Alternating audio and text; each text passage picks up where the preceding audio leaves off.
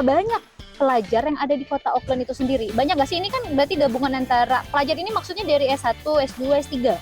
Iya, kalau PPI Auckland sendiri kita menaungi dari tingkat high school malah. Jadi ada beberapa juga anggota kita yang di SMA, kemudian S1, S2, dan S3. Secara total sih saat ini ada di atas 200 orang yang 200 terdata. orang. Iya. Wow, 200 dan pelajar. mungkin di sebagian dari mereka juga ada yang bawa keluarga kan? Ada, iya. Iya ya kan, Banyak maksudnya udah ada juga. yang family itu sekolah ke sini. Menjadi seorang pemimpin, tantangan apa sih yang paling berat ngurusin banyak orang? Apalagi ini kan di luar negeri gitu loh kan. Waktu manajemen waktu itu kan jadi buat aku pribadi menjadi isu utama gitu loh. Nah, untuk Mas Abrar sendiri gimana sih, tantangannya apa gitu saat menjadi ketua ini? Sebenarnya karena organisasi ini juga udah ada cukup lama ya, jadi sebenarnya udah ada kayak handover gitu, udah jelas untuk seperti pengorganisasiannya, kemudian kegiatan-kegiatannya itu waktu saya maju itu tinggal nambah-nambahin aja gitu kan. Jadi sebagian besar sebenarnya nggak terlalu sulit, memang tapi challenge utamanya adalah manajemen waktu antara kuliah, di mana kuliah master itu sendiri memang udah cukup padat begitu ya dengan tugas-tugasnya. Nah, tapi kebetulan memang syukurnya alhamdulillah banyak yang support di sini, banyak para pelajar yang bersedia membantu di PPI Auckland ini. Jadi saya bisa sebagai pemimpin bisa mendelegasikan tugas-tugas. Jadi ya. Itu yang penting, karena pemimpin itu kuncinya adalah bukan hanya bekerja sendiri, bukan solo, tapi ya itu teamwork itu yang dibentuk gitu. Benar. Oh, menarik banget. Keren loh, padahal maksudnya sambil sekolah. Nah, Iya. ngomongin tentang master ya, ini master. Sekolah di sini waktu datang, apa yang bikin kaget beda dengan waktu culture sekolah waktu S1 di Indonesia? Ya mungkin yang paling pertama istilahnya power distance gitu ya. Kalau di Indonesia yang pasti kita tuh kayak sering ke dosen atau ke guru itu pasti kayak hormat banget Pak, Prof gitu. Nah kalau di sini bahkan manggilnya sebenarnya pakai nama aja gitu. Nah, jadi itu mungkin yang pertama. Yang kedua, ternyata kalau di sini saya ngambilnya bisnis ya. Ekspektasi saya bakal banyak kayak white people, ternyata di bisnis itu tetap didominasi oleh warga dari Asia. Khususnya Tiongkok dan India.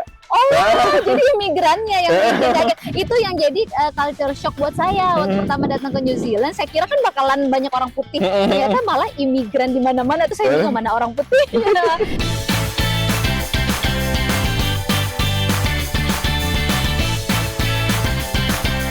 Ada tips nggak sih buat sobat muslim yang mungkin tertarik banget pengen sekolah ke luar negeri? Tips paling penting apa sih yang harus dipersiapkan?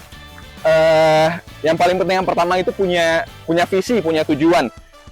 Kalau misalnya kayak Manaki dan LPDP itu jelaskan dulu kalian pengennya kontribusi apa ke Indonesia. Itu dulu yang pertama, karena itu hal yang paling dipertanyakan ketika membuat essay ataupun wawancara dari scholarship itu sendiri. Jadi kontribusinya harus mantap, harus jelas mimpinya apa, pengen buat apa gitu.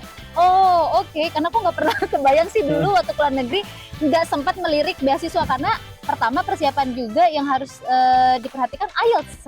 Benar, iya IELTS. Takut banget untuk tes IELTS. Berapa yang harus tes IELTS kalau? Rata-rata itu 6,5 Nah, nilainya. ada nggak sih tips buat mereka? Kan katanya zaman sekarang bisa juga lewat otodidak, atau baiknya misalkan belajar melalui sebuah lembaga. Menurut Mas Abrar gitu, untuk anak-anak muda di luar sana, sobat muslim, bagusnya gimana untuk persiapan di bahasa Inggris itu sendiri? Kalau untuk IELTS sendiri sih menurut saya memang harus lebih baik melalui lembaga bahasa gitu ya. Jadi yang pertama tapi coba dulu, tes dulu, dan nanti baru kita lihat kelemahannya di mana. Kan itu ada 4 ya, speaking, reading, writing, dan listening. Nah, ntar kelihatan tuh kelemahannya di mana, jadi kita bisa ikut ke lembaga bahasa untuk nge-train di bagian itu aja. Jadi cost-nya juga nggak terlalu mahal gitu dibandingkan kita ngambil secara komplit. Oh, oke. Satu lagi, karena ini kan orang sibuk ya. Makasih loh waktunya udah diambil sama saya. Jadi satu lagi, menurut Mas Abrar, orang Indonesia yang ada di Auckland terutama, di pandangan Mas Abrar itu gimana? Apakah, wah ternyata saya kaget di sini banyak banget orang Indonesia dan kompak, atau gimana? Iya, memang ternyata banyak banget ya, baik itu pelajar ataupun yang saya kaget itu resident ternyata cukup banyak. Kalau pelajar kan saya begitu datang udah tahu, udah kedetek nih, memang ternyata Auckland ini mungkin kalau di New Zealand, Auckland dan Wellington mungkin yang paling ramai pelajar Indonesianya ya. Jadi begitu nyampe itu udah nggak khawatir gitu. Banyak lah teman di sini. Tapi yang saya kaget resident juga cukup banyak. Jadi sempat saya ngikut kegiatan kayak ukhuwah itu, ternyata rame banget keluarga Indonesia di sini dan cukup akrab gitu ya, sering ngumpul-ngumpul. Jadi untuk para pelajar mungkin yang pengen nyoba ngambil ke New Zealand nggak perlu khawatir. Khususnya di Auckland kita rame banget punya keluarga dari Indonesia di sini. itu bener-bener itu sangat membantu bahwa nggak perlu takut ke luar negeri. Kita kadang suka mikirnya nggak punya teman, nggak punya saudara, ternyata ada wadahnya melalui PPIA. Kalau kami pribadi di sini welcome banget nih buat teman-teman yang baru datang. Insya Allah aku Yanti_New Zealand bisa bantu untuk informasi apapun seputar kehidupan New Zealand. Tapi kalau untuk kuliah dan segala macam ini nih kayaknya ahli ya. Siap, Mas insya Allah. Abdul, makasih banyak buat waktunya, hatur nuhun.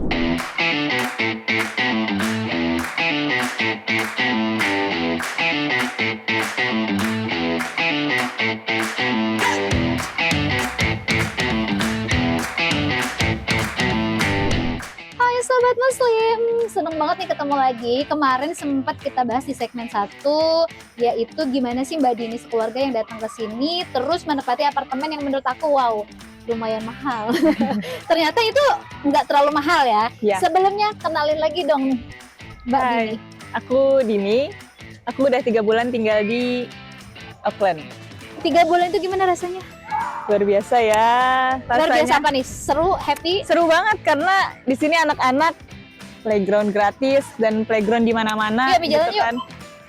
Terus Nah itu anak-anaknya tuh lagi main kakak sama adek sama kakak. udaranya juga bersih banget teh. Terus di sini anak-anak sekolah gratis.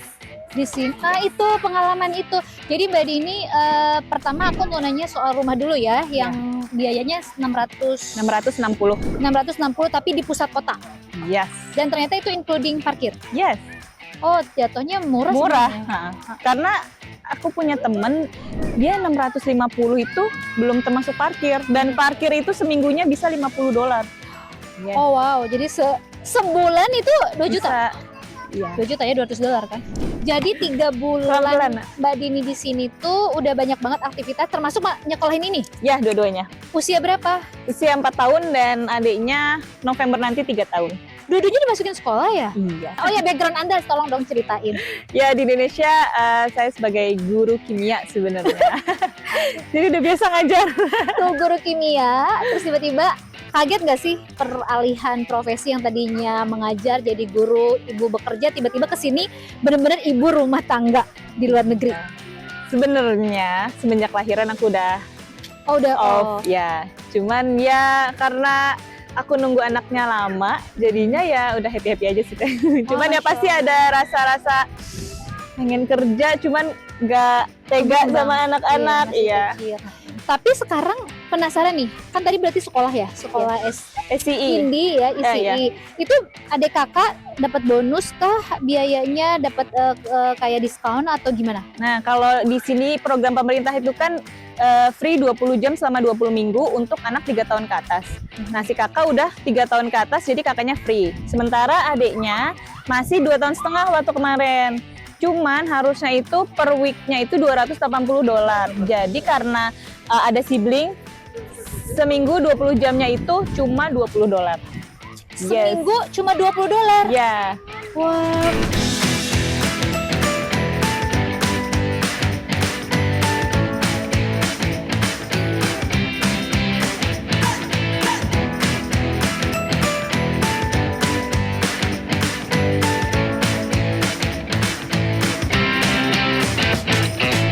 Balik lagi Mbak Dini, jadi $20 satu minggu. Ya, dan itu include meal, include snack dan meal tergantung. Ya ampun, murah banget dong ya.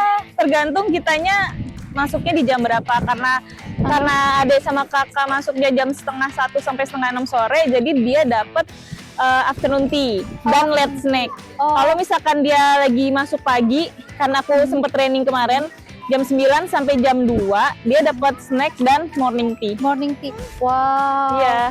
Tapi ini anak-anak sempet ini nggak sih nangis waktu pertama sekolah atau biasa aja? Adiknya. Oh, dia aja ya karena masih kecil karena banget. ya karena 24 jam sama aku kan biasanya. Terus dilepas, bener-bener dilepas.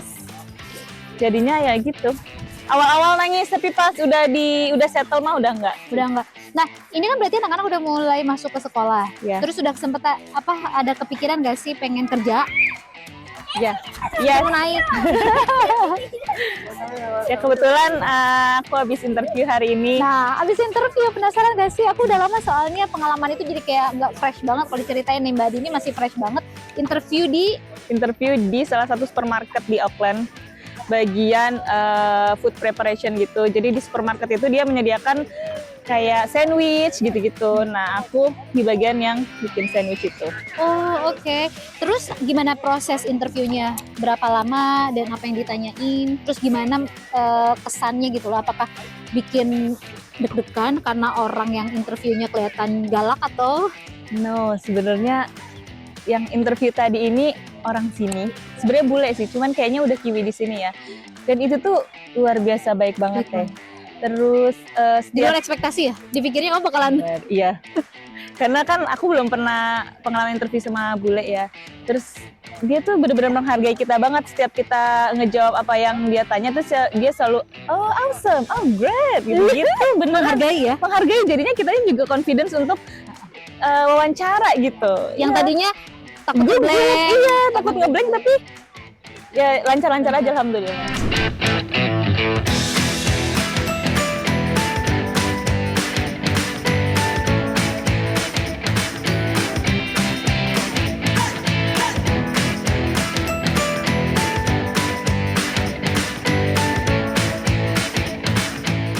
Nah, ini penting sobat muslim buat teman-teman yang mungkin datang ke sini terus anaknya juga sudah bersekolah dan segala macam, ternyata nyari kerja itu nggak semudah yang dibayangkan ya. Ya sangat. Walaupun Mbak Dini sudah pegang permit yang benar gitu ya, visa kerja kan. Ya Ngerasa nggak itu sulit 3 bulan ini mencari sulit pekerjaan? banget. Karena sebelumnya aku juga habis interview di salah satu restoran Korea, dan itu dia kalau lebih detail banget. Yang mana? Detail. Yang Korea? Yang Korea. Oh, Lebih oke. detail banget ditanyain visanya, karena padahal di visaku tuh tertulis work visa, cuman dia masih harus pastiin lagi ke lawyer. Oke. Ini sebenarnya open to work atau sponsorship visa Ya gitu. ampun, malah Iya. lebih. Oh, ternyata ini ada yang lebih ribet. Makanya kalau orang pergi tuh lebih gak ribet karena mereka tuh ya udah ngeliat oh, ini visa kerja, ya udah berarti Iya, punya iya. hak untuk bekerja. Dan mereka tidak mempermasalahkan visaku, nggak nanya. Gak adanya sama sekali kan? Oh, itu perbedaan berarti ya udah 2 Iya. pengalaman. Nah, pelajarannya sih buat sobat muslim kalau mau ke luar negeri itu lihat waktu juga, karena kalau winter Ya, untuk musim kerja itu susah. Orang yang sudah kerja aja kadang kekurangan jam kerja, Ya. apalagi buat yang baru akan kerja gitu. Mbak Dini, ada nggak sih pesan-pesan buat orang, kan sekarang makin banyak nih orang yang mau datang ke sini, terutama untuk sekolah. Sebagai pendamping yang suaminya bersekolah, ada nggak sih yang mau di-share sama sobat muslim? Oke, sobat muslim, sebenarnya kalau untuk kesini tujuannya sekolah, yang paling dipersiapkan adalah tabungan. Yes, yang pertama disiapin adalah tabungan. Karena dulu waktu di Indonesia, jujur aja aku berharapnya nyampe sini tuh, oh smooth banget dapat kerja gitu. Ternyata itu susah. Nggak semudah itu. Tidak semudah itu, karena ada teman suamiku yang waktu zaman COVID di sini itu gampang banget step-stepnya pindah kerja, oh ke sini gitu. Nah, ternyata pas aku datang ke sini ternyata makin banyak pendatang, mungkin bordernya baru dibuka ya dari Jadi makin COVID. banyak. Jadi banyak banget pendatang dan ya itu. Jadi susah nyari. Iya. Jadi ternyata setiap orang itu punya cerita beda-beda, terus yang tantangannya Ya. beda-beda. Yang pasti yang harus dipikirkan itu the worst case-nya. Ya, Kalau ya, yang enak benar. itu anggap aja bonus, tapi Ya. kayak tadi kalau misalkan nyampe sini ternyata 3 bulan gak dapet kerja, ngabisin tabungan dong, bener nggak? Sangat. Curhat kan? Tapi tuh kita ngomong realnya ya, realnya bahwa keluar negeri emang aku juga setuju yang harus dipersiapkan kalau mau kesini, salah satunya persiapan finansial. Selain bahasa Inggris, kalau bahasa Inggris sih udah pasti ya, karena kita Iya. udah tahu nih mau keluar negeri udah pasti. Iya. Basicnya bahasa, tapi kalau finansial kita mikir kayak tadi Mbak Dini, mikir ke sini langsung kerja karena pengalaman orang lain Bisa langsung kerja. Kalau COVID waktu dibuka memang membutuhkan banyak tenaga, Karena tapi setelah itu imigran makin banyak, mereka makin ketat gitu Ya. sih aku ngerasanya. Tapi hopefully semoga lulus ya. Amin.